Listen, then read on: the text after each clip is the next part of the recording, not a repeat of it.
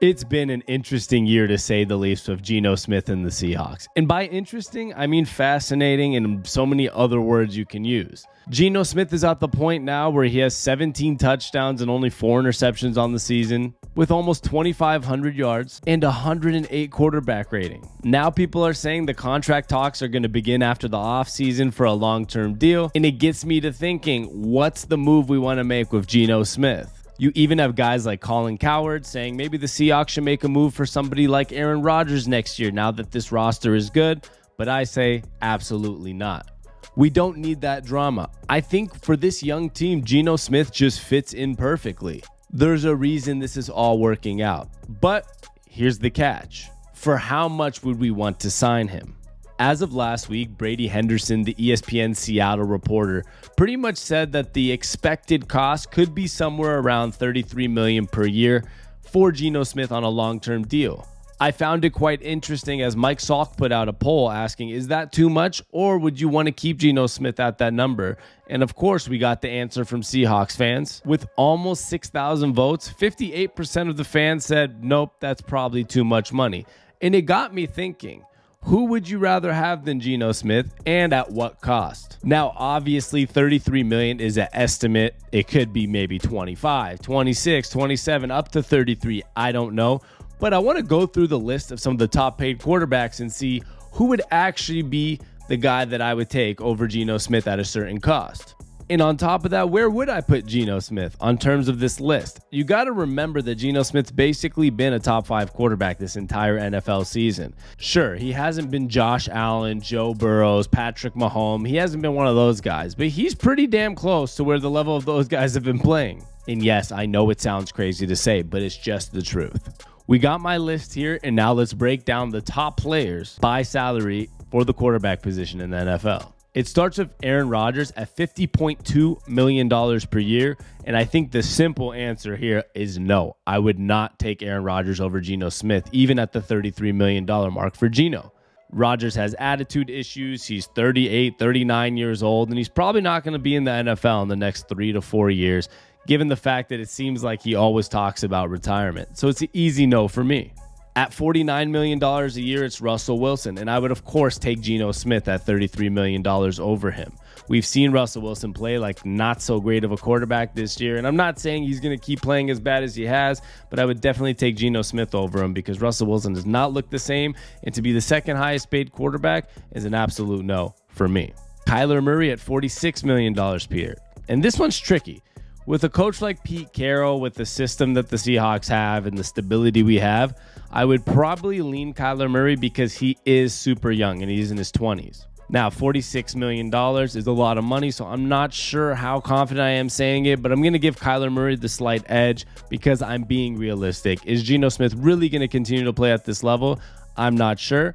But if Geno was at a $20 million per year clip, I'll take Geno. But if he does get that $33 million, I'd probably rather have a Kyler at 46. Deshaun Watson at $46 million right after that. And that's a no. I can go down the list of reasons, whether it's on the field, off the field, but it's too much money for a guy who hasn't played in a year and a half or two, coming off of the lawsuits and all this different things he had going off the field. So a simple no. Give me Geno Smith at $33 million.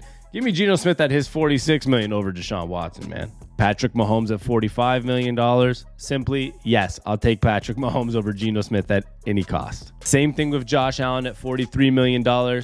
I'll take Josh Allen. No offense, Geno, you know I love you. And now is when the list starts to get interesting. At $40 million per year, would you rather have Geno Smith at $33 million? I'm going Geno Smith. I don't think Geno Smith should be paid $33 million per year. I think it's a little high, just like Derek Carr getting 40 is a little high, but I'm taking Geno over Derek Carr at that price.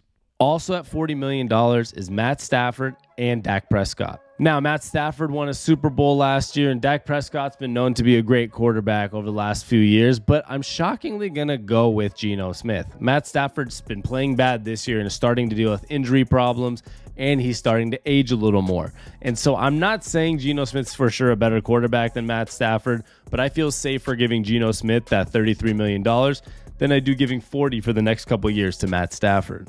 And the same goes for Dak Prescott. Keeps getting hurt, and I just haven't seen him be that great at any times. He's definitely not been this top 5 type of quarterback that Geno Smith has been. Plus, you'd be saving $7 million a year if he gets that $33 million contract. Give me Geno Smith as well. Kirk Cousins at $35 million. Now, this is where it gets interesting. Geno Smith's going to get about the same money as Kirk Cousins, and I do think they're actually about the same quarterback. I would slightly lean Kirk Cousins. I probably like Geno better personality-wise. He's just a cool guy, and I probably trust him more in big games because Kirk chokes in big games. But they're 8-1 as the time we're speaking. They might be 8-2 after this Sunday.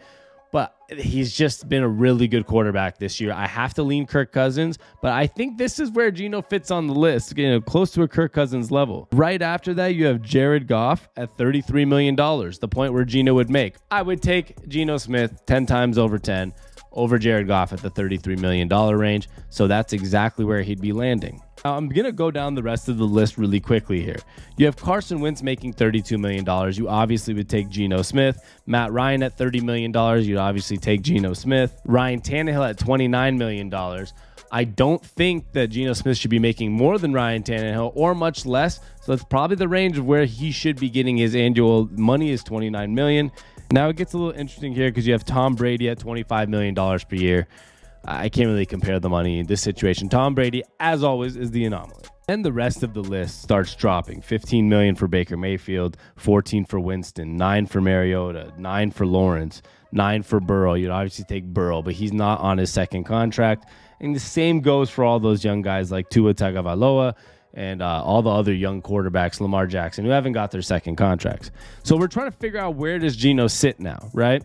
Because there's only a few quarterbacks at their price right now that I take over Geno Smith. And it sounds insane, but it's just the truth. He's playing like a top 5 quarterback. He makes $1 million right now, but he's going to get a lot more, and he fits in these ranges. Like at $29 million, I would take Geno over Ryan Tannehill, and I don't find that crazy. But that's about where he sits. Now, I don't think he should get any less than Baker Mayfield at $15 million. He obviously shouldn't get any more than a Tom Brady, who's an anomaly, or a Ryan Tannehill at $25 and $29 million. So for me, does 33 sound high? Yes and no, because at the end of the day, contracts go up and up every single year in the NFL. But I would take a little bit less off of that and maybe give Geno somewhere right at that $29 million mark. You come to Geno Smith and you say, we're paying you what Ryan Tannehill got. We were the team that believed in you. We're the team that kept you around. You're getting more than Tom Brady's freaking getting. So at that $25 to $29 million range is the place where I would say I would sign Geno Smith and never consider other things for the Seahawks for the next few years. But where it gets tricky is if Geno Smith says no. What if Geno does want $40 million? What if there's another team that says, hey, man, we're paying Dak Prescott $40 million or Derek Carr $40 million. You could do the same with Geno. The Seahawks would probably have to let him go. The reason this is working, and I think Geno needs to understand this, and I know the Seahawks obviously understand this, is because there's a lot of money available. He was given a chance by the Seahawks, and now it's really working out. If I were him, you go take that $20 to $25, $26 million rather than a $35. Keep this team good. Keep your career going because you finally got the shot to prove you are the guy, and you did it. So let's take some good money, $20, $25 million a year, and keep winning with this Seahawks team and maybe win a Super Bowl. This team is building something special. Pete Carroll's building the old school, the way they won in 2013. This is the type of team they build from young guys, but you need money available to build these type of teams. So if I'm Geno, I'm taking that $20 to $25 million. Don't get overpaid. You don't want to get overpaid, then lose your job, and then things don't work out. You got to be smart about it, and so do the Seahawks. At the end of the day, all I want to see is the Seahawks team win, and keep balling out, Geno, because we love watching it. I'm Sammy on Tap. You can follow me everywhere at SAMI on Tap, and follow the Sports on Tap. It's at the Sports on Tap. That's what SONT stands for, Sports on Tap. Please check us out everywhere at the Sports on Tap. Like I said, that's the brand, and it's awesome. And I love you all for listening. Peace.